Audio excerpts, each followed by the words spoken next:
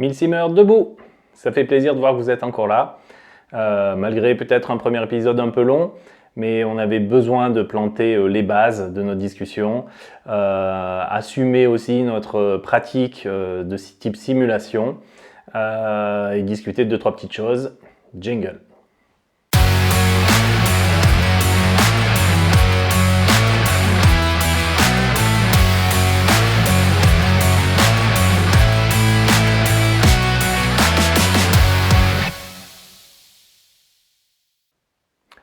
Alors, si je cours dans mon jardin, les bras écartés, avec des pommes de pin, en les larguant à droite et à gauche, évidemment, je simule un bombardement avec un avion de combat. Mais on est tous d'accord pour dire que c'est pas de la simulation. Pareil si je joue au Nerf dans mon jardin avec mes gosses. Du coup, à partir de quand commence la simulation? On l'a vu au premier épisode, la simulation est définie par des standards, des OP les plus poussés, tout simplement. Maintenant qu'on a dit ça, voyons un petit peu plus en pratique, parce que le but à atteindre est certes magnifique, mais dans les faits, on a pas mal de limitations et on fait ce qu'on peut avec ce qu'on a. Alors, on ne va pas rentrer dans le détail, le contenu technique de ce qu'il faut apprendre, etc. On va voir tout ça avec l'EMA, l'entraînement au Milsim ACP, dans des vidéos spécifiques et dédiées, où en gros, petite présentation, on va faire un espèce de gros accompagnement pour mettre le pied à l'étrier dans le Milsim. En gros, ce sera un cursus qui va durer pendant longtemps, sur des longs mois, pour couvrir plein de savoir-faire et compétences communes que l'on retrouve tout le temps dans nos OP, afin d'aider des débutants ou des personnes qui souhaitent s'améliorer sur des points, etc. En mode bon enfant, c'est-à-dire il n'y a pas d'instructeur, mais il y a des gens qui dispensent le savoir-faire qu'ils ont acquis directement en OP et qui ont le plaisir de le partager. Ces personnes-là vont donc encadrer des exercices, de la discussion sur du contenu, on va vous donner des choses à voir, à faire, etc.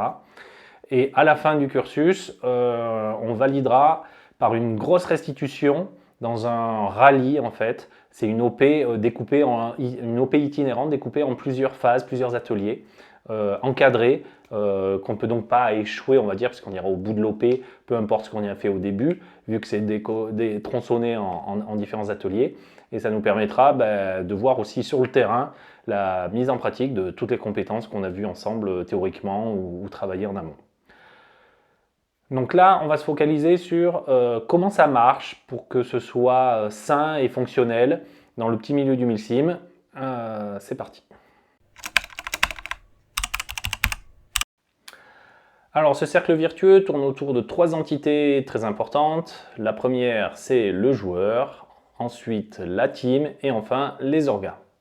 Sachant qu'on peut faire partie des 3 entités, évidemment. Alors, le joueur, première des choses, voyons les responsabilités. Donc, du point de vue du joueur, sa responsabilité, c'est de s'investir avec passion dans l'activité, bien comprendre que l'Airsoft Milsim est une pratique collective, qu'on est là comme dans un sport co en fait, et que on ne va pas consommer l'Airsoft comme on le ferait par exemple comme on peut le voir en dominical. C'est-à-dire avec des gens qui pensaient venir, la veille ils sont fatigués ou ils n'ont pas envie, finalement ils ne viennent pas.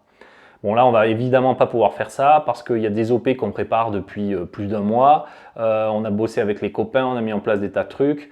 Si on n'est pas en train de mourir au fond de son lit, il n'y a aucune raison qu'on n'y aille pas. Et tous nos camarades attendent de nous qu'on ait ce comportement-là, évidemment. Donc l'investissement est clairement pas pareil et c'est vraiment quelque chose qu'il faut tenir en compte. Si vous ne pouvez pas faire cet investissement-là, n'allez pas dans une team, vous allez handicaper et gêner plus qu'autre chose.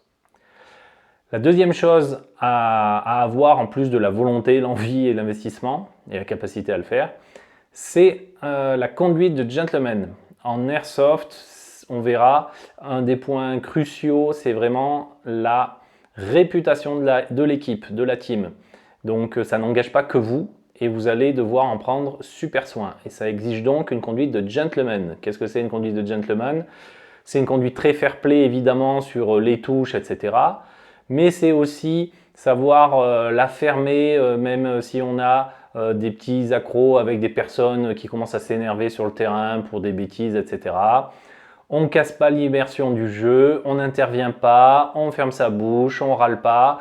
Il y a des gens qui ont traversé la France, voire venus d'autres pays pour cette OP-là. Ils ne sont pas fait tout ce trajet uniquement pour vous écouter râler. Donc on la boucle. Et à la fin de l'OP, on va voir les gars, on discute. Si ça s'arrange tout seul, c'est super. Sinon, on recontacte leur gars pour dire ce qui s'est passé, etc. Et puis voilà. Ça va aussi avec la notion de vouloir bien faire, d'aider. Les orgas, les autres teams font ce qu'elles peuvent. Nous, on est tous bienveillants, on essaye de partager, aussi apprendre, accepter quand on nous dit des choses. Ça fait partie de la conduite de gentleman. Voici les responsabilités du joueur. Comme le joueur est la clé de voûte de l'ensemble, c'est effectivement très important. Ensuite, la team. Donc, quelles sont ses responsabilités? C'est de rassembler en local des bonnes volontés et des milsimeurs. Donc déjà, évidemment. Donc ça va passer par des activités de recrutement, de vie de la structure, que ce soit associatif ou non. C'est vraiment de faire ce rassemblement de bonnes idées, d'activités, etc. En premier. Deuxièmement, elle va se construire une réputation dont il va falloir qu'elle prenne soin. C'est-à-dire qu'elle va sélectionner les gens qui vont venir pour que ce soit uniquement pour de la sécurité physique, mais aussi vérifier et garantir la cohérence du groupe et des nouvelles personnes qui rejoignent le groupe afin de faire un ensemble sympa à vivre, cohérent. Ça peut être aussi la cohérence sur des performances physiques, par exemple, avec des buts à atteindre que se fixe la structure. Vérifier que l'ensemble a un niveau minimum, on va dire, de cohérence. Et un petit peu tout ça, la cohérence plus le sérieux et la réputation, lorsqu'ils vont se présenter sur des OP, la team va faire donc ça va simplifier énormément aussi les orgas puisqu'on va avoir un point de contact unique. On va faire venir directement une team ou un groupe de 8, 10, 12 peut-être plus ou peut-être moins personnes dont il n'y a pas besoin de s'occuper personne par personne, mais on gère la team avec un seul point de contact. On a aussi un seul paiement des PAF, etc. Bref, ça simplifie la vie de tout le monde.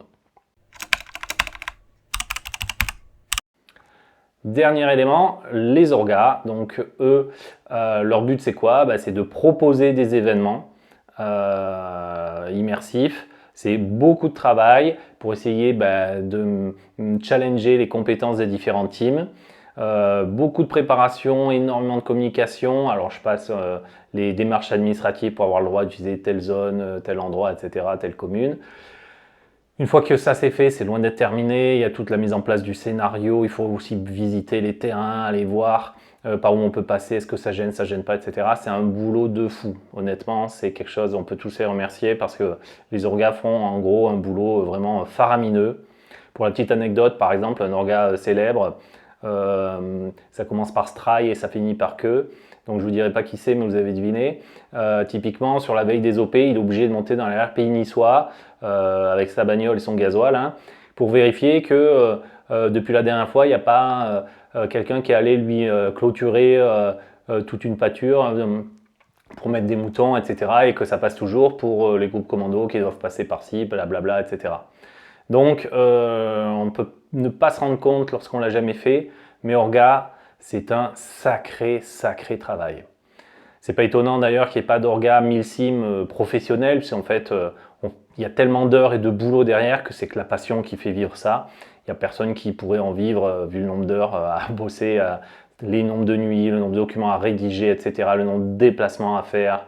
C'est vraiment quelque chose de faramineux pour des fois en plus avoir un retour qui n'est pas forcément énorme.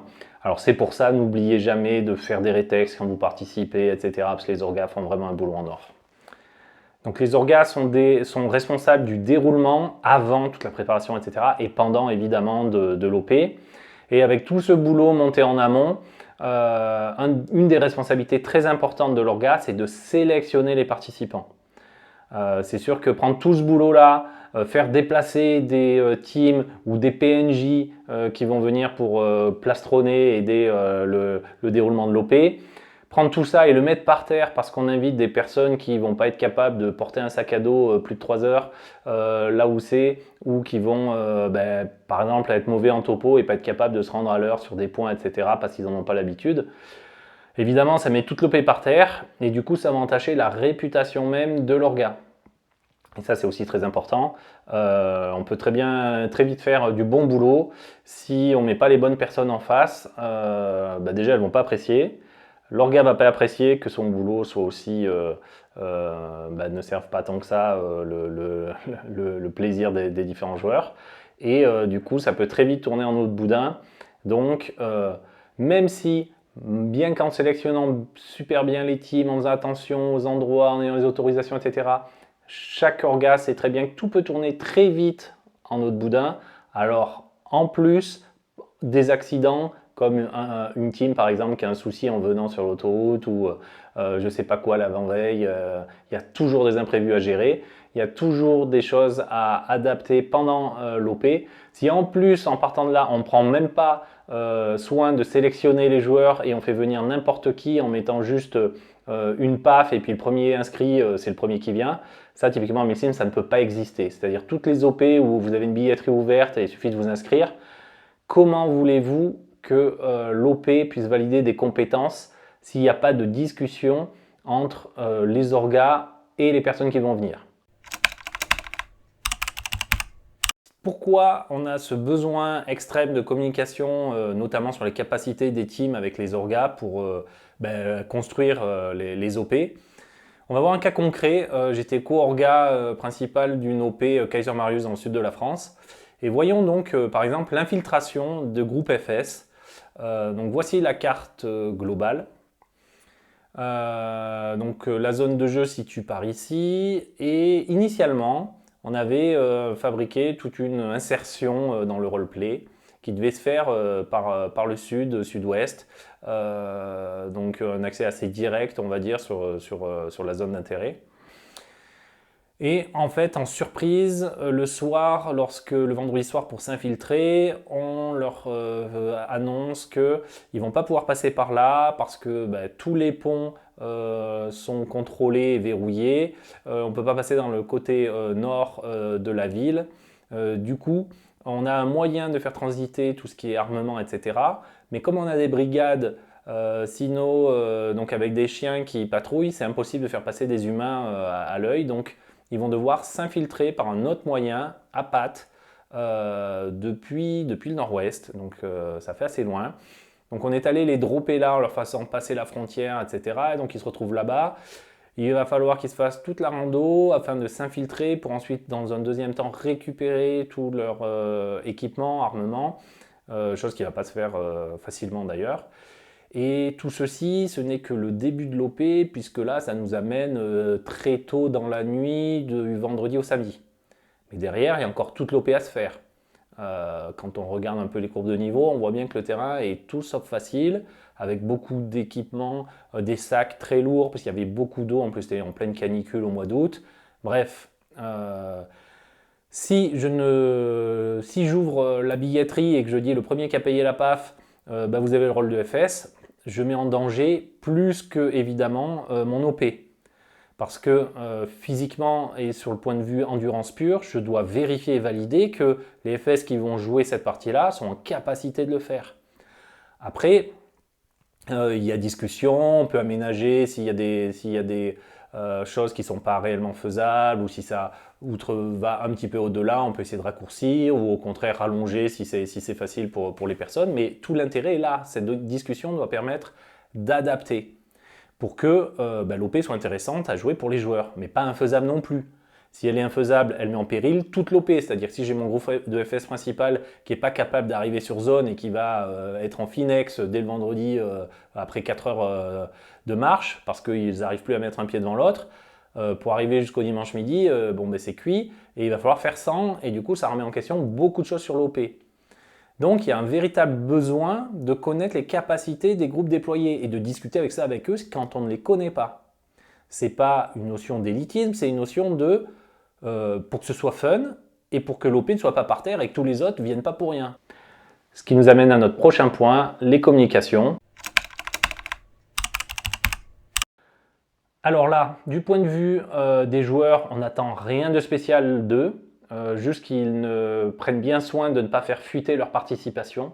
Lorsqu'on participe à des OP 1000 sim, alors sauf si c'est un challenge où les noms sont annoncés à l'avance, vous ne devez pas dire pour ne pas casser le RP et en fait casser l'immersion aussi de la découverte, etc. Vous ne devez pas faire fuiter d'informations sur les réseaux comme quoi vous allez participer à tel ou tel OP. Donc ne taguez pas un pote en commentaire sur un post Facebook qui propose une OP, ou ne mettez pas de vous en train de vous préparer 2 jours à l'avance, parce qu'il y a des gens qui le voient dans leur fil Facebook, qui vont le lire, qui peuvent le partager, et ça va nuire au final à l'immersion et au fait que on n'était pas censé savoir que vous alliez venir vous et que vous seriez dans la faction en face par exemple. Donc savoir tenir sa langue, c'est très bien. En ce qui concerne la communication au niveau des teams, donc là elle est multiple. Elle est de montrer ses capacités, les entraînements, tout le sérieux qui peut être mis en œuvre au sein de la team, à destination de personnes non pratiquantes peut-être du milsim pour les faire venir, ou d'autres joueurs déjà milsim dans des structures mais qui s'ennuient parce que ça ne leur correspond pas, comme ça ils pourront potentiellement trouver une structure plus adaptée. Donc communication à destination du recrutement. Communication également à destination des orgas pour leur montrer le sérieux et donner envie aux orgas de les inviter. Surtout quand on ne se connaît pas. Une fois qu'on a établi la relation de confiance, ça va, mais bon, tant qu'elle n'est pas là, il faut travailler.